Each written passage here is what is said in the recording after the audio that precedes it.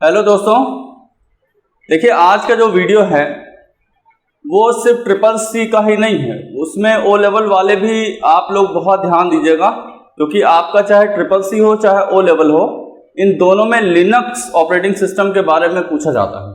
तो जितनी भी बातें आपके चाहे CCC चाहे ओ लेवल कोर्स में पूछी जाती हैं, हम उन्हीं को बहुत डिटेल में और बहुत फोकस करके आपको बताएंगे। तो आप बिल्कुल इस वीडियो को पे ट्यून रहिएगा। आपसे रिक्वेस्ट है कि इस वीडियो को आप लोग स्किप या फॉरवर्ड करके ना देखिएगा, रिलैक्स होके आधा घंटे या 20 मिनट का वीडियो होगा, आराम से देखिएगा, जिससे आपको डिटेल जानकारी मिले। Let's continue. देखिए लिनक्स हमने आपको बताया था कि कंप्यूटर को ऑन होने से लेके सारे कामों में ऑपरेटिंग सिस्टम की जरूरत होती है। आपने ऑपरेटिंग सिस्टम के फंक्शंस भी सारे पढ़े, आपने देखा होगा कि ऑपरेटिंग सिस्टम हमारे कंप्यूटर का बहुत इंपॉर्टेंट सॉफ्टवेयर होता है। जिनको भी हमारी बात कम समझ में आ रही है तो आप हमारे पिछले वीडियोस पे जाइए, उसमें ऑपरेटिंग सिस्टम क्या होता है, क्या क्यों ज़रूरी है, वो क्या क्या करता है, उसके वीडियो आपके पीछे बने हुए हैं। आप हमारे चैनल के पिछले वीडियोस पे जाइएगा, वहाँ पे आपको सारी जानकारी मिल जाएगी। ठीक, तो लिनक्स की बात मैं करूं तो ये भी एक ऑपरेटिंग सिस्टम है। जैसे विंडोज़ है, जैसे डॉस था, जैसे यूनिक्स था, ऐसे ही लिनक्स ऑपरेटिंग सिस्टम है जो हमारे कंप्यूटर को बूट कराता है, साथ साथ सारे कामों में हेल्प करता है। कंप्यूटर का फ्यूल है, यही डाला जाएगा ऑपरेटिंग सिस्टम, तब आपका कंप्यूटर ऑन होगा। ठीक, तो लिनक्स आजकल के ट्रेंड में है। अगर पूछा जाए कि कौन सा ऑपरेटिंग सिस्टम आज के ट्रेंड में है तो लिनक्स है। ठीक, लिनक्स को बनाया था लिनस टॉरवल्ड्स नाम के प्रोग्रामर ने और 1994 में बनाया था। ठीक, ये ऑफिशियली लॉन्च हुआ 1994 में। और जैसे आपने देखा है कि विंडोज का जो लोगो होता है उसमें एक विंडो यानी खिड़की बनी रहती है, तो इसका जो लोगो होता है वो पेंगुइन है। आपके एग्जाम में आता है या पूछा जाता है कि लिनक्स का ऑफिशियल मैस्कॉट क्या होता है। ऑफिशियल मैस्कॉट का मतलब लोगो होता है, और वो पेंगुइन नाम की जो बर्ड होती है ना, वो है। तो आपके एग्जाम में मैंने देखा है CCC में पूछा जाता है which is the official mascot of the Linux operating system, तो उसका आंसर क्या होगा? पेंगुइन होगा। ठीक, अच्छा, ऑपरेटिंग सिस्टम जैसे विंडोज है तो वो फ्री नहीं है। हमने आपको सॉफ्टवेयर के टाइप्स बताए थे, तो मैंने बताया था एक फ्रीवेयर होता है। फ्रीवेयर वो सॉफ्टवेयर होता है जिसको जाके आपको किसी से परचेज करने की जरूरत नहीं है। आप लिनक्स के ऑफिशियल वेबसाइट पे जाइए, वहां पे लिनक्स के सारे वर्जन होंगे, आप जिस वर्जन को भी चाहिए फ्री टू डाउनलोड कर लीजिए, और वो एक जेन्युइन वर्जन रहेगा, वो फ्रीवेयर है, फ्री टू डाउनलोड है, अवेलेबल है on the official site of the Linux.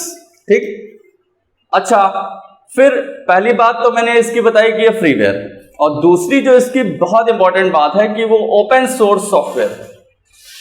अच्छा, बात हुई थी ना ओपन सोर्स क्या होता है। ओपन सोर्स सॉफ्टवेयर वो होता है जिसकी कोडिंग भी सॉफ्टवेयर के साथ में आपको मिल जाए, प्रोडक्ट मिले तो उसका फॉर्मूला भी मिले, उसकी प्रोग्रामिंग मिले। तो प्रोग्रामिंग अगर हाथ में है तो मैंने बताया था ना कि उसमें आप मनचाहा चीज फीचर जो उसमें ना हो आप ऐड कर सकते हो। कोई अनवांटेड फीचर है आपको नहीं चाहिए, आप उसको हटा सकते हो। तो ये सब आप तब कर पाते हैं जब उस सॉफ्टवेयर की प्रोग्रामिंग भी आपको मिल जाए, और वो तब मिलेगा जब वो सॉफ्टवेयर किस कैटेगरी का होगा, वो ओपन सोर्स होगा। तो आप देखिए लिनक्स कितना बढ़िया हो गया। एक तो पहली बात फ्रीवेयर है, और दूसरी बात ओपन सोर्स भी है। इसमें हम कस्टमाइजेशन करके इसको मनचाहा तरीके से इसको वर्क करा सकते हैं। ठीक, तो इसलिए ये विंडोज को सुपर इम्पोज कर रहा है, धीरे धीरे विंडोज को ये सुपर इम्पोज करता जा रहा है। अब आप देखिए आपके सिलेबस वगैरह में भी विंडोज धीरे धीरे खत्म होकर सब लिनक्स पे आ रहा है। तो हमें लिनक्स अच्छे से जानना चाहिए क्योंकि फ्यूचर इसी का है। ठीक, फिर मैंने बात की कि लिनक्स के कई वर्जन बनाए गए हैं। जैसे विंडोज के कई वर्जन हैं, 95 था, 98 आया, ME XP 2000 है नहीं, फिर 7 है, 8 है, 10 है, ऐसे लिनक्स भी बहुत सारे आए हैं। तो लिनक्स के जो वर्जन है वो मैंने लिख दिया यहाँ पे, एक ब्लैक आर्क नाम से आता है। आपके एग्जाम में जो फोकस करके वर्जन पूछा जाता है वो यूबंटू है। जैसे विंडोज में 7 से बहुत क्वेश्चन आते हैं, ऐसे लिनक्स में जो फोकस होता है वो किस इसके वर्जन पे होता है, यूबंटू पे होता है। उसके अलावा रेड हैट का भी आता है, कई आते हैं। क्योंकि इस पे बहुत वर्क हुआ है, क्योंकि ये ओपन सोर्स है, दुनिया भर के प्रोग्रामरों ने कुछ ना कुछ इसमें ऐड जरूर किया है और इसके बहुत सारे वर्जन आए हैं। ठीक, अच्छा, और देखिए खासियत, ये मल्टी यूजर भी है, मतलब एक ही मशीन पे एक साथ कई यूजर लॉग ऑन भी कर सकते हैं, प्लस मल्टीटास्किंग वाला भी है, मतलब एक साथ कई काम एक साथ आप कर सकते हो। तो आज आप देखिए जितने भी महंगे वाले, जितने भी पेड ऑपरेटिंग सिस्टम हैं वो भी मल्टी यूजर होते हैं, वो भी मल्टीटास्किंग है। ये फ्री वाला है, ये भी वही सारी कैपेबिलिटी को रखता है। और सुनिए, ये बड़ा टाइट सिक्योर्ड है, वायरल प्रोटेक्टेड है, बहुत सारे फीचर्स हैं इसमें। तो अगर मेरी बात मानिए तो आप विंडोज को अवॉइड करके अगर आप लिनक्स पे काम करेंगे तो आपको बहुत अच्छा एक्सपीरियंस मिलेगा। आपके कंप्यूटर का थोड़ा मशीन हेल्दी होनी चाहिए, इसको हार्डवेयर की रिक्वायरमेंट थोड़ी सी ज़्यादा है, बाकी ये चलता और बड़ा सिक्योर्ड है। अगर आप नेट पे काम करते हैं, आपको हैकिंग वैकिंग से भी डाउट रहता है तो आप लिनक्स पे जाइए, टाइट सिक्योर्ड है। आपको वायरस का टेंशन रहता है, आप लिनक्स पे जाइए, बिल्कुल भी वायरस इस पर अटैक नहीं करता है। ठीक, उसके बाद मैंने ये बात तो अभी आपको बताई थी ना कि ये अवेलेबल है free to download from the internet. ठीक, फिर मैं आपको बताऊं जो इसमें पूछी जाने वाली बात है। पहले तो इसको किसने बनाया है ये याद रखिएगा, लिनक्स टॉरबल्ड्स ने, कब ये लॉन्च हुआ, उसके बाद ओपन सोर्स है, फ्रीवेयर है, ये सारी बातें याद रखिएगा। उसके बाद इसके वर्जन में यूबंटू को ध्यान रखिएगा। उसके बाद ये मल्टी यूजर है, मल्टीटास्किंग है। ठीक, अब किसी भी ऑपरेटिंग सिस्टम का एक स्ट्रक्चर होता है कि उसमें कौन सा मेन फोल्डर है, उसके अंदर कौन कौन से फोल्डर हैं और किस फोल्डर में वो किस प्रकार की सर्विस या किस प्रकार का डेटा रखता है। तो उसका जो ओवरऑल ओवरव्यू पढ़ना होता है उसको हम उसका डायरेक्टरी स्ट्रक्चर या फाइल स्ट्रक्चर कहते हैं। ठीक, तो अब मैं बहुत इंपॉर्टेंट बात बताने जा रहा हूँ, ये ओ लेवल में लिखने के लिए भी आता है 7-8 नंबर में, डायरेक्टरी स्ट्रक्चर ऑफ लिनक्स। और CCC में तो ये चीज पूछते हैं ना कि ये सर्विस है तो इसके किस डायरेक्टरी में है, कई सारी है ना, तो इसमें से एक पिक करना होता है आपको। तो आप बहुत ध्यान दीजिएगा इस पे। इसको मैं समझाऊंगा तो मैं इसको विंडोज से रिलेट करूंगा। जिनको विंडोज पता है और जो विंडोज को थोड़ा एक्सप्लोर कर रखे होंगे, उसके ड्राइव, उसके फोल्डरों के बारे में, तो उनको ये बहुत अच्छे से समझ में आएगा। ठीक, आप लोग बहुत ध्यान दीजिए। देखिए, इसमें सबसे मेन डायरेक्टरी होती है रूट नाम की। रूट इसका सबसे मेन डायरेक्टरी है। कहते हैं root is the main directory of the Linux, it contains all the sub directories and all the files. जिनको भी पता हो, आपके विंडोज में एक फोल्डर होता है ना विंडोज नाम का, उसको जरा खोल के देखिए, उसमें सारे सर्विस के सारे फोल्डर, तमाम सारी फाइलें रहती हैं। ऐसे लिनक्स ऑपरेटिंग सिस्टम अगर होगा तो उसके रूट ड्राइव में एक फोल्डर आपको मिलेगा, किस नाम से, रूट नाम से। अच्छा, इसको जब आप खोलेंगे तो इसमें आपको ये सारे फोल्डर मिलते हैं, मतलब ये इसका मेन फोल्डर होता है जो रूट नाम से होता है, और उसको जब खोलेंगे तो उसके अंदर के ये सब फोल्डर्स हैं और ये सब लिनक्स की अलग अलग सर्विसेज को रिप्रेजेंट करते हैं। तो आप जरा बहुत ध्यान दीजिए, इसमें एक देखिए बिन नाम का फोल्डर है। अब इसमें क्या होता है, जैसे आपके विंडोज में एक फोल्डर होता है, देखा होगा आप लोगों ने, प्रोग्राम फाइल्स।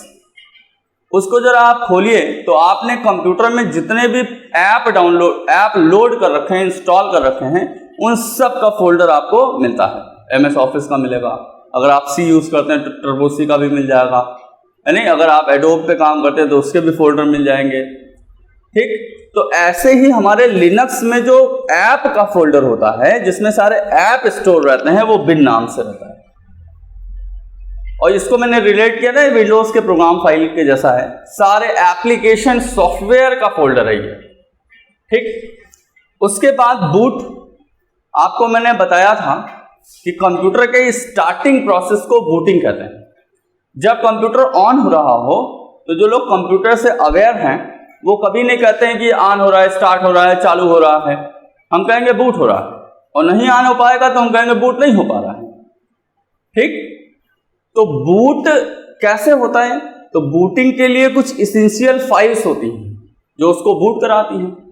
विंडोज में एक LILO होता है, जिनको पता हो, LILO का फुल फॉर्म होता है लिस्ट लोडर। ठीक, और हमारे लिनक्स में होता है ग्रप। हमारे लिनक्स में होता है ग्रब। इसको जरा आप लोग लिख लीजिएगा फुल फॉर्म, ये बहुत इंपॉर्टेंट है, एग्जाम में पूछा जाता है। ये होता है ग्रांड यूनिफाइड बूट लोडर। ठीक, हमारे विंडोज में LILO नाम से बूट लोडर होता है, जिसका नाम लिस्ट लोडर होता है। और हमारे यूनिक्स में या लिनक्स में जो बूटिंग फाइलें होती हैं, जो बूट कराती हैं, उसका नाम है ग्रब, जिसका full form grand unified boot loader है। अब इसकी अगर मैं इसका वर्क आपको बताऊं तो आपको थोड़ा सा मैं आपको डिटेल या डीप जानकारी दूं। कहते हैं एक कंप्यूटर में कितने ऑपरेटिंग सिस्टम हो सकते हैं, है नहीं? जैसे हम चाहते हैं कि मेरे एक ही कंप्यूटर में विंडोज 7 भी हो, विंडोज 10 भी हो और लिनक्स भी हो। क्या ये हो सकते हैं? बिल्कुल हो सकते हैं। तब आपका कंप्यूटर मल्टी बूट सिस्टम कहलाएगा। अगर एक ही पड़ा रहता है तो वही अपने आप ऑन भी हो जाता है, तो वो सिंगल बूट सिस्टम कहलाएगा। और अगर हमने अपने कंप्यूटर में मल्टीपल ऑपरेटिंग सिस्टम की इमेजेस लोड कर रखी हैं, जैसे विंडोज 7, विंडोज 8, विंडोज 10 और यूनिक्स, तब आपको आपके ड्राइव, जो C ड्राइव, D ड्राइव आपने देखा होगा, उनको जितने पार्टीशन में आप डिवाइड करोगे, हर पार्टीशन में अलग अलग ऑपरेटिंग सिस्टम आप रख सकते हो। ये ध्यान रखना है। अगर कोई आपसे पूछता है कि एक कंप्यूटर में एक समय में कितने ऑपरेटिंग सिस्टम हम रख सकते हैं, तो वो डिपेंड करता है हार्ड डिस्क में कितने पार्टीशन हैं और हर पार्टीशन में एक ऑपरेटिंग सिस्टम हो सकता है। तो अगर आपको 4 ऑपरेटिंग सिस्टम रखने हैं तो अपने हार्ड डिस्क का आप 4 पार्टीशन कराएंगे, 3 रखने हैं तो 3 कराएंगे। ठीक, ये मैंने आपको बताया। अच्छा, मान लीजिए मैंने 3 लोड कर रखे हैं, तब क्या होता है? उस कंडीशन में क्या होता है, जब आप कंप्यूटर को ऑन करते हैं तो वो मैंने बताया ना, सारे पार्ट की टेस्टिंग करता है और टेस्टिंग के बाद तुरंत इसी का काम पड़ता है। अब ये जाता है अंदर और देखता है कि आपने कंप्यूटर में कितने ऑपरेटिंग सिस्टम लोड कर रखे हैं, 3, 4, और जितने भी लोड कर रखे हैं उनका टाइटल देखता है, उनका नाम क्या है, और वो लिस्ट लाके आपके सामने रख देता है कि विंडोज 7 है, विंडोज 8 है, विंडोज 10 है कि लिनक्स। अब यहाँ पे आपके कीबोर्ड का एरो की काम करता है, किसी पे जाके किसी को सेलेक्ट करके आप एंटर मारते हैं, उसी से कंप्यूटर आपका ऑन हो जाता है। बात समझ में आई? तो बूटिंग कैसे करानी है, ऑपरेटिंग सिस्टम को कैसे कॉल करना है, उसकी लिस्ट कैसे दिखानी है, ये सारा काम किसका होता है? ग्रब का होता है। और ग्रब का full form grand unified boot loader है। और ये ग्रब लिनक्स के किस फोल्डर में स्टोर रहता है? ये बूट वाले में रहता है। तो मैंने बताया ना, ये मेन डायरेक्टरी है, इसके अंदर ये वाली, इसमें सारे ऐप हैं, और ये वाला जो मैंने बताया है, ये आपके कंप्यूटर को ऑन कराता है, बूटिंग कराता है, उसके लिए ग्रब को कॉल करता है, यही सारे ऑपरेटिंग सिस्टम को कलेक्ट करके लिस्ट बनाता है, वहां से आप सेलेक्ट करके एंटर मारते हैं, वही ऑन होता है। ठीक, उसके बाद देखिए डिव। एक दिन मैंने आपको जब सिस्टम सॉफ्टवेयर बताया था तो उसमें एक सॉफ्टवेयर बताया था डिवाइस ड्राइवर। ठीक, मैंने आपको यह भी बताया था, एक एग्जांपल लिया था मैंने कि अगर आप प्रिंटर खरीदेंगे तो प्रिंटर के डब्बे में आपको एक CD भी मिलता है, और उसी CD में प्रिंटर की सारी सूचना है, और जब तक आप उस CD को कंप्यूटर में लोड नहीं करोगे तब तक आपका वो प्रिंटर काम नहीं करेगा।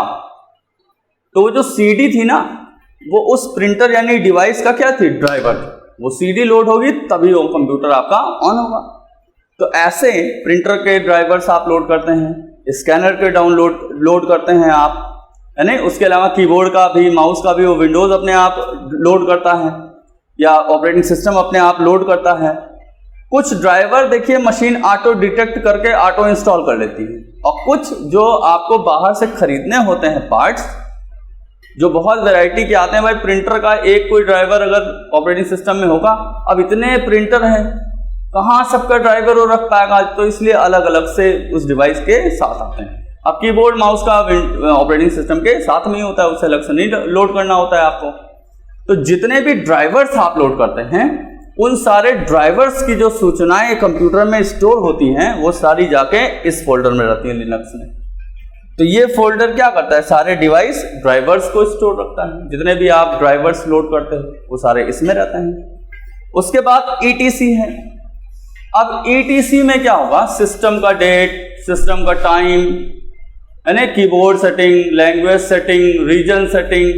तो जो कंप्यूटर की सारी सेटिंग्स होती हैं, जिनको आप कॉन्फ़िगरेशंस कहते हैं, कौन सा CPU लगा है, कितने GB की रैम लगी है, कौन सा हार्ड डिस्क लगा है, आपके कंप्यूटर की जितनी भी कॉन्फ़िगरेशंस हैं, कॉन्फ़िगरेशंस की डिटेल्स और कॉन्फ़िगरेशंस की सारी सेटिंग्स सब जाके इसी फोल्डर में रहती हैं। ठीक, इसको आप मान लो जैसे विंडोज में एक होता है ना कंट्रोल पैनल जैसा, सारे कॉन्फ़िगरेशन, सारी सेटिंग्स, बिल्कुल वैसे ही आपका ये ड्राइव, ये फोल्डर है। ठीक, उसके बाद होम है।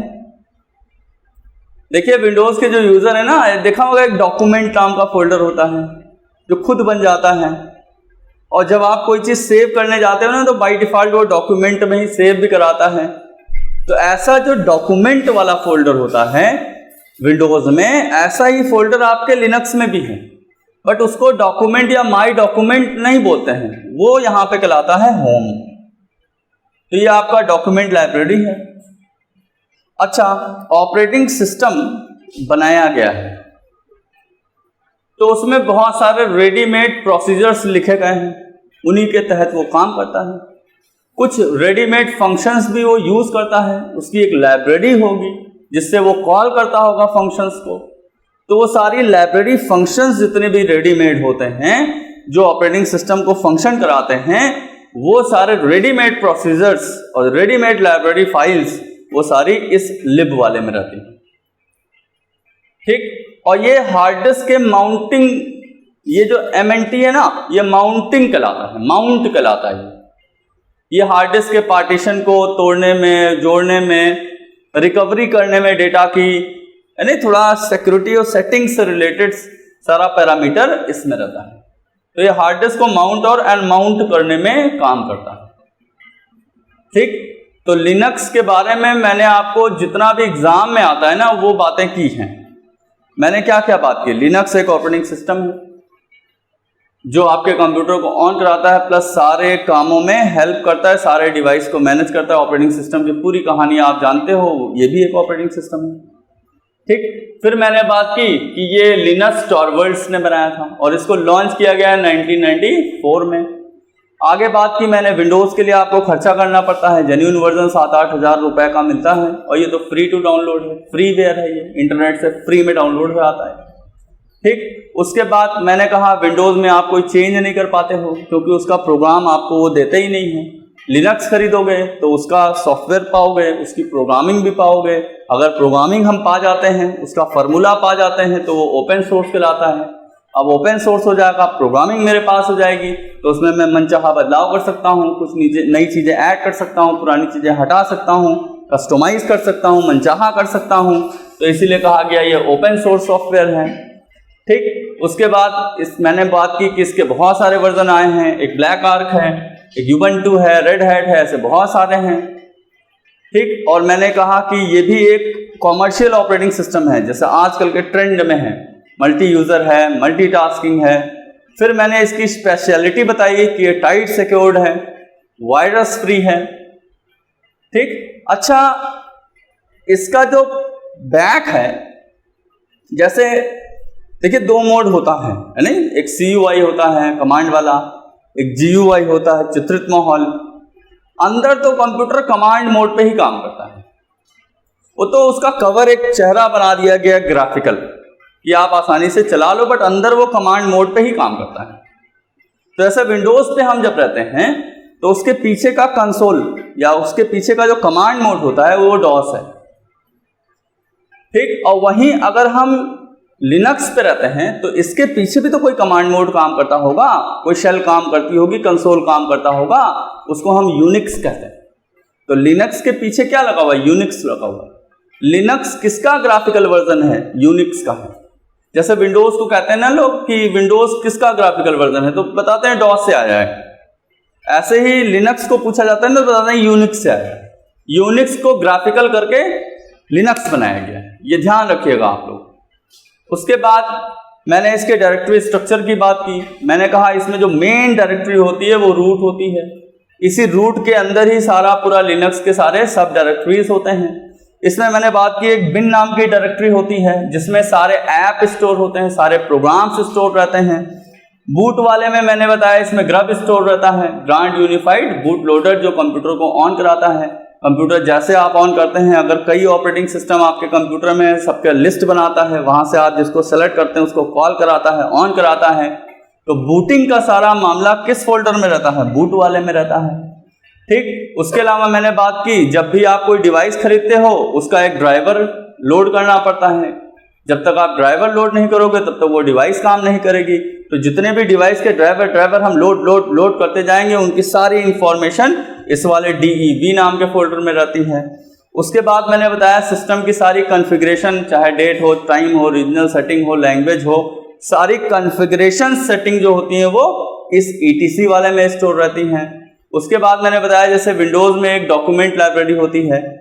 क्यों? हर यूज़र का अलग अलग लाइब्रेरी होता है, जिसको खोलिए उसमें डॉक्यूमेंट मिलेगा, माई म्यूज़िक, माई पिक्चर्स, ऐसे ही होम है। ये एक तरीके से विंडोज़ का लाइब्रेरी है, यूज़र की लाइब्रेरी है, डॉक्यूमेंट है आपका। उसके बाद जो विंडोज़ बनाया गया, ये ऑपरेटिंग सिस्टम बनाया गया, तो इसमें रेडीमेड लाइब्रेरी फाइल्स कॉल होती हैं, प्रोसीजर्स कॉल होते हैं, तो वो सारे इसमें रहते हैं। और हार्ड डिस्क को माउंट करना है, डिसमाउंट करना है, अनमाउंट करना है, पार्टीशन करना है, अनपार्टीशन करना है, क्यों? सिस्टम की रिकवरी करनी है, रिस्टोर पॉइंट बनाना है, तो ये सारे लोकेशंस माउंटिंग और अनमाउंटिंग का काम MNT करता है। तो आपको ये वीडियो लिनक्स के ओवरव्यू को देने के लिए काफ़ी है। इतनी ही बातें आपके CCC या O लेवल में पूछी जाती हैं। ये डायरेक्टरी स्ट्रक्चर तो बहुत पूछा जाता है। ठीक, अगर हमें लगता है कि अगर आपको लगता है कि हमें और कुछ लिनक्स के बारे में जानना चाहिए तो आप हमें कमेंट करिएगा, हम उस पर एक स्पेशली अलग से वीडियो और लंबा और डिटेल जानकारी वाला बनाएंगे।